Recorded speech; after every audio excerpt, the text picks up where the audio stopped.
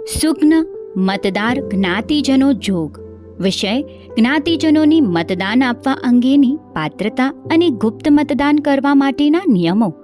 સવિનય સાથે જણાવવાનું કે ઓસવાડ શિક્ષણ અને રાહત સંઘના આગામી 2 વર્ષની મુદ્દતના વહીવટ માટે શ્રી હાલારી વિશા ઓસવાડ સમાજ મુંબઈ, બૃહદ મુંબઈ, નવી મુંબઈ, થાણા જિલ્લા અને પાલઘર જિલ્લા સંસ્થાના નેતૃત્વ હેઠળના વિસ્તારમાં વસતા જ્ઞાતિજનોમાંથી કુલ 130 પ્રતિનિધિઓને ચૂંટી મોકલવાનું નક્કી કરેલ છે. આ માટે જ્ઞાતિજનોમાંથી કુલ 150 ઉમેદવારોએ ઉમેદવારી નોંધાવી હતી, જેમાંથી 13 ઉમેદવારોએ પ્રતિનિધિ તરીકેની ઉમેદવારીમાંથી સ્વેચ્છાએ પોતાની ઉમેદવારી પાછી ખેંચી લીધી અને 1 ઉમેદવારી પત્રક રદ થયેલ. ત્યારબાદ છેલ્લે કુલ 136 ઉમેદવારોના નામો પ્રતિનિધિ તરીકેના ઉમેદવારી માટે બાકી રહ્યા હતા. તેમાંથી 1 ઉમેદવાર ચૂંટણી પ્રક્રિયામાંથી નિવૃત્ત થતાં કુલ 135 ઉમેદવારોના નામ પ્રતિનિધિ તરીકે બાકી રહ્યા છે. આપ જ્ઞાતિજન મતદારોના ગુપ્ત મતદાનના માધ્યમની પ્રક્રિયા દ્વારા કુલ 130 ઉમેદવારોને ચૂંટી મોકલવાની ફરજ પડી છે. મતદાન તારીખ 16 ઓગસ્ટ 2024ને શુક્રવારે સવારે 7 થી 5 ભિવંડી મહાજનવાડીમાં મતદાન પ્રક્રિયામાં ભિવંડી શહેર અને તેને લગતા વિસ્તાર સહિત થાણા શહેર સિવાયના સમસ્ત થાણા અને પાલઘર જિલ્લામાં વસતા જ્ઞાતિજનો મતદારો મતદાન કરી શકશે. મતદાન તારીખ 18 ઓગસ્ટ 2024ને રવિવારે સવારે 8 થી 5 દાદર મહાજનવાડીમાં મતદાન પ્રક્રિયામાં બૃહદ મુંબઈ, નવી મુંબઈ અને થાણા શહેરમાં વસવાટ કરતા જ્ઞાતિજન મતદારો મતદાન કરી શકશે. મતદાન કરવા માટેના જ્ઞાતિજન મતદારની પાત્રતા: ઓછામાં ઓછા 6 માસ કે તેથી વધુ સમયથી જે જ્ઞાતિજન મુંબઈ એકમના વિસ્તારમાં વસવાટ ધરાવતા હશે તે, અને જે જ્ઞાતિજનની ઉંમર ચૂંટણીની તારીખે ઓછામાં ઓછી 18 વર્ષની વયથી વધુ હશે તે દરેક જ્ઞાતિજનને મતદાનનો અધિકાર રહેશે. જ્ઞાતિજન મતદારો માટે મતદાનના નિયમો: માત્ર પત્રકમાં કુલ ક્રમાંક 1 થી ક્રમાંક 135ની સાથે ઉમેદવારોના નામો અને તેની સાથે બાજુમાં મત આપવાની નિશાની માટેની ખાલી જગ્યામાં ચોકડી અથવા રાઈટ કોઈ પણ એક જ પ્રકારની એક જ સરખી નિશાનીથી મતદાન કરવાનું રહેશે. જ્ઞાતિજન મતદારે વધુમાં વધુ ફક્ત 130 ઉમેદવારોને જ મત આપી શકાશે.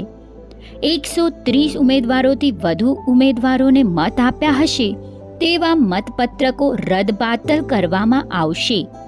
130 કે તેથી ઓછી એક જ પ્રકાર ચોકડી અથવા રાઈટ નિશાની કરી મતદાન કર્યું હશે તેવા મતપત્રકો મંજૂર કરવામાં આવશે. મતદાર જ્ઞાતિજનોએ અસલ શ્રી હાલારી વિશા ઓસવાડ સમાજ મુંબઈ અથવા સરકારી ઓળખપત્ર તેમની ઓળખ પુરવાર કરવા માટે સાથે લાવવા ફરજિયાત છે. ઓળખપત્ર વિના જ્ઞાતિજન મતદારોને મતદાન કરવા દેવામાં આવશે નહીં. જે જ્ઞાતિજન મતદાર બીજી વાર મતદાન કરવાની કોશિશ કરતા પકડાશે તો તેની સામે સરકારી ફોજદારી કાર્યવાહી કરવામાં આવશે.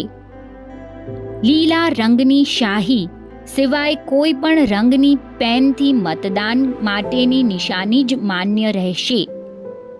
મતદાન શરૂ થવાના 24 કલાક અગાઉ ઉમેદવાર કે તેના ટેકેદારોએ ચૂંટણીનો પ્રચાર બંધ કરવાનો રહેશે. તેમજ મતદાન પ્રક્રિયાના પરિસરમાં કોઈ જ પ્રકારનો પ્રચાર ઉમેદવાર કે તેના સાથી કાર્યકરે કરવો નહીં.